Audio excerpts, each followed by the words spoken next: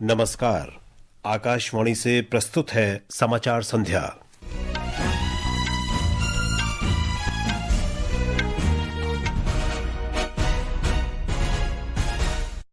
प्रधानमंत्री नरेंद्र मोदी ने भारतीय सहकारी क्षेत्र के विस्तार के लिए वैश्विक सहकारी संगठनों के साथ साझेदारी को बढ़ावा देने की आवश्यकता पर बल दिया।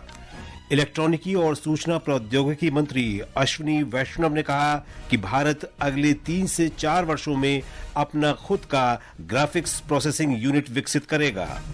पाकिस्तान की खुफिया एजेंसी आईएसआई से जुड़ा बब्बर खालसा आतंकवादी उत्तर प्रदेश में पकड़ा गया। यूरोपीय संघ के नेताओं ने अमेरिकी सैन्य सहायता रोके जाने के बाद यूक्रेन का समर्थन करने के लिए आपातकालीन बैठक की। और इंडियन सुपर लीग फुटबॉल में हैदराबाद एफसी और पंजाब एफसी के बीच मैच हैदराबाद में जारी। समाचार संध्या के साथ मैं विशाल शर्मा।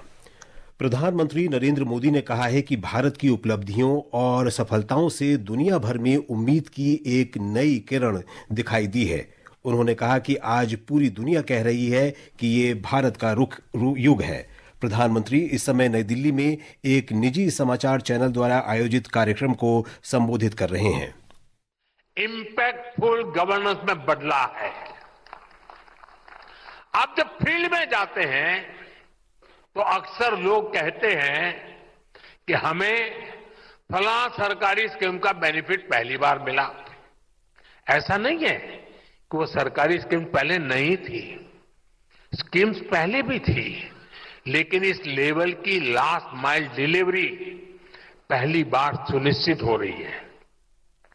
आप अक्सर पीएम आवास स्कीम के बेनिफिशियरीज के इंटरव्यू चलाते हैं।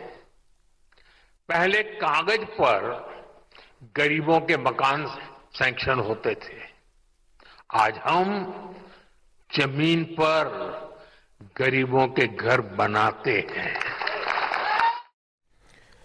प्रधानमंत्री नरेंद्र मोदी ने भारतीय सहकारी क्षेत्र के विस्तार के लिए वैश्विक सहकारी संगठनों के साथ साझेदारी को बढ़ावा देने की आवश्यकता पर बल दिया है।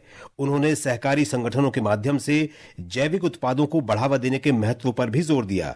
प्रधानमंत्री ने आज देश में सहकारी क्षेत्र की प्रगति की समीक्षा के लिए एक उच्च स्तरीय बैठक की अध्यक्षता की। ब्यौरा हमारे संवाददाता से। बैठक के दौरान प्रधानमंत्री मोदी ने कृषि पद्धतियों में सुधार के लिए निर्यात पर ध्यान केंद्रित करने को कहा। इसके अलावा मृदा परीक्षण मॉडल विकसित करने का भी सुझाव दिया। प्रधानमंत्री ने वित्तीय लेन देन को सुविधाजनक बनाने के लिए यूपीआई को रुपए और किसान क्रेडिट कार्ड के साथ जोड़ने के महत्व का भी उल्लेख किया। उन्होंने सहकारी खेती को अधिक टिकाऊ कृषि मॉडल के रूप में बढ़ावा देने पर जोर दिया और सहकारी क्षेत्र में कृषि तथा संबंधित गतिविधियों के विस्तार के लिए डिजिटल सार्वजनिक बुनियादी ढांचे एग्रीस्टैक के उपयोग की सिफारिश की। श्री मोदी ने स्कूलों, कॉलेजों और प्रबंधन संस्थानों में सहकारी पाठ्यक्रम शुरू करने के साथ साथ भावी पीढ़ियों को प्रेरित करने के लिए सफल सहकारी संगठनों को बढ़ावा देने का भी प्रस्ताव रखा। दीपेंद्र कुमार, आकाशवाणी समाचार, दिल्ली।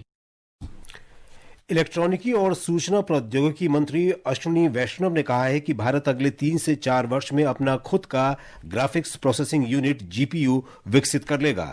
श्री वैष्णव ने नई दिल्ली में एआई कोष, एआई कंप्यूटर पोर्टल और अन्य एआई आधारित पहलों का शुभारंभ करते हुए कहा कि मंत्रिमंडल ने 1 वर्ष पहले इंडिया एआई मिशन को मंजूरी दी थी और अब तक देश ने आर्टिफिशियल इंटेलिजेंस के क्षेत्र में बहुत कुछ हासिल किया है। उन्होंने कहा कि पहले सरकार ने 10,000 जीपीयू का लक्ष्य रखा था, लेकिन अब यह आंकड़ा 14,000 तक पहुंच गया है।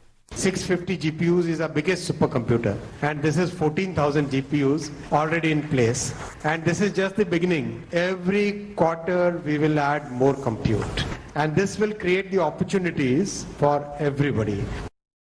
श्री वैष्णव ने कहा कि आने वाले 5 वर्षों में भारत सेमीकंडक्टर, आर्टिफिशियल इंटेलिजेंस और दूरसंचार जैसे प्रमुख प्रौद्योगिकी क्षेत्रों में दुनिया के शीर्ष 5 देशों में शामिल हो जाएगा। इलेक्ट्रॉनिकी और सूचना प्रौद्योगिकी मंत्री अश्विनी वैष्णव ने कहा है कि भारत लंबे समय से सॉफ्टवेयर निर्माण में वैश्विक रूप से अग्रणी देश रहा है और अब हम हार्डवेयर विनिर्माण में भी तेजी से प्रगति कर रहे हैं।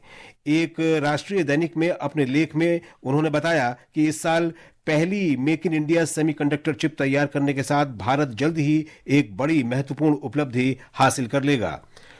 प्रधानमंत्री नरेंद्र मोदी ने श्री वैष्णव के लेख विकसित भारत के लिए डिजिटल राह की सराहना की है। श्री मोदी ने सोशल मीडिया पोस्ट में कहा कि लेख में विस्तार से बताया गया है कि देश डिजिटल सार्वजनिक अवसंरचना, आर्टिफिशियल इंटेलिजेंस, सेमीकंडक्टर और इलेक्ट्रॉनिक्स विनिर्माण पर विशेष ध्यान देते हुए अपने डिजिटल भविष्य को किस प्रकार आकार दे रहा है।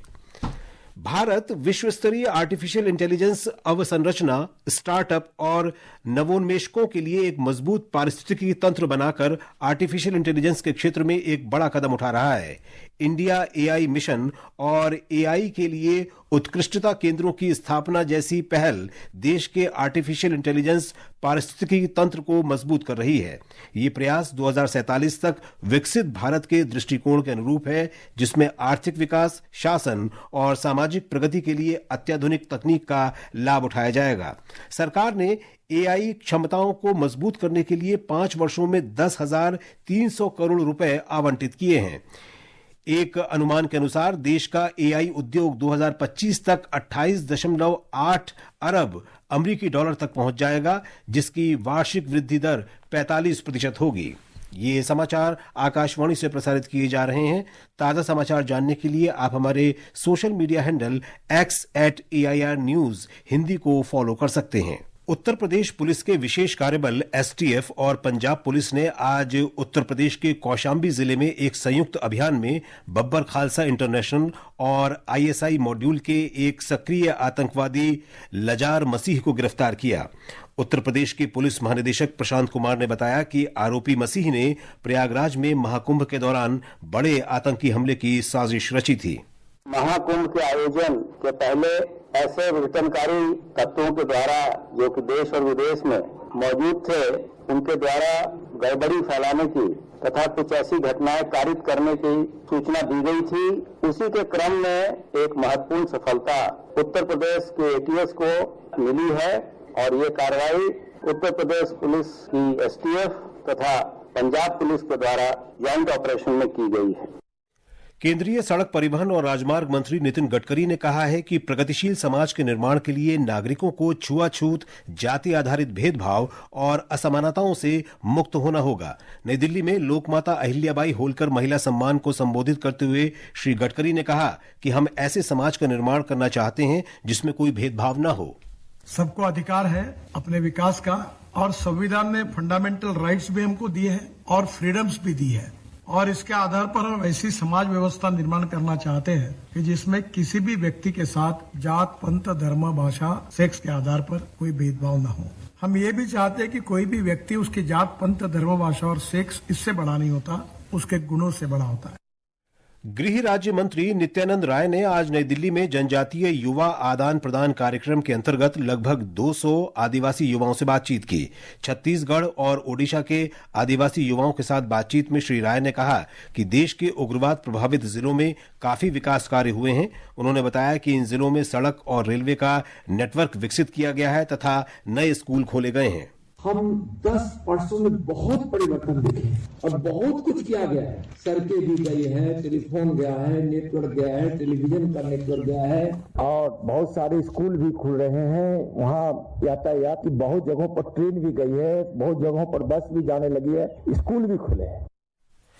केंद्रीय वित्त मंत्री निर्मला सीतारामन और वित्त राज्य मंत्री पंकज चौधरी ने आज विशाखापट्टनम में सूक्ष्म, लघु और मध्यम उद्यमों के डिजिटल फुटप्रिंट के स्कोरिंग पर आधारित नए क्रेडिट असेसमेंट मॉडल का शुभारंभ किया।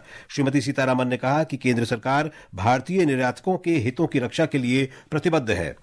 प्रसार भारती के मुख्य कार्यकारी अधिकारी गौरव द्विवेदी ने आज अस्ताना में कजाकिस्तान के सूचना और संस्कृति उप मंत्री कनात इस्काकोव से मुलाकात की। उन्होंने श्री इस्काकोव को विश्व ऑडियो विजुअल एवं मनोरंजन शिखर सम्मेलन वेव्स 2025 में भाग लेने का निमंत्रण दिया। इस सम्मेलन का आयोजन 1 से 4 मई तक मुंबई में होना है।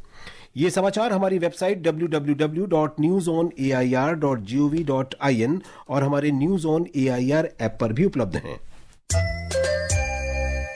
सबके लिए सामाजिक सुरक्षा, अटल पेंशन योजना, मोदी जी का संकल्प। योजना उन नौजवानों के लिए है ताकि आप जब 60 साल के होंगे आपको कभी किसी के सहारे की जरूरत न पड़े, आप अपना बुढ़ापा भी गौरव के साथ बिता सको। अब तक इस योजना से 7 करोड़ से अधिक लाभार्थी जुड़ चुके हैं। अगर आप भी 18 से 40 साल की उम्र के हैं तो मासिक अटल पेंशन सहित योजना के 3 गारंटीड फायदों की जानकारी के लिए अपने बैंक शाखा से संपर्क करें।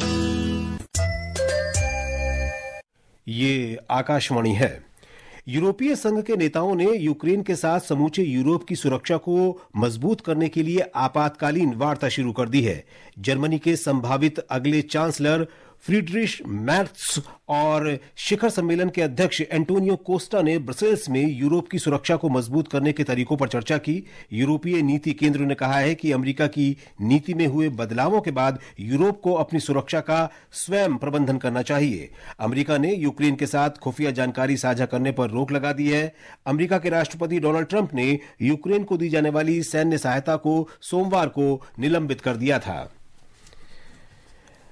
बारबाडोस सरकार ने प्रधानमंत्री नरेंद्र मोदी को कोविड-19 महामारी के दौरान उनके कुशल नेतृत्व और सहायता प्रदान करने के लिए प्रतिष्ठित honorary order of freedom of Barbados पुरस्कार से सम्मानित किया है। विदेश राज्य मंत्री पवित्रा मार्गरीटा ने प्रधानमंत्री मोदी की ओर से ब्रिजटाउन में आयोजित एक समारोह में यह पुरस्कार स्वीकार किया। और अब आर्थिक जगत की खबरों के साथ है सोनू सूद। मुंबई शेयर बाजार का सेंसेक्स 0.83% की बढ़त से 74,340 पर बंद हुआ और नेशनल स्टॉक एक्सचेंज का निफ्टी 0.93% की बढ़त से 22,545 पर बंद हुआ। अंतर बैंकिंग विदेशी मुद्रा बाजार में रुपया डॉलर के मुकाबले 15 पैसे की मजबूती दर्ज करते हुए 87 रुपए 11 पैसे प्रति डॉलर के स्तर पर आ गया। और अब खेल खबरें। हैदराबाद में इंडियन सुपर लीग फुटबॉल में हैदराबाद एफसी का मुकाबला पंजाब एफसी से हो रहा है।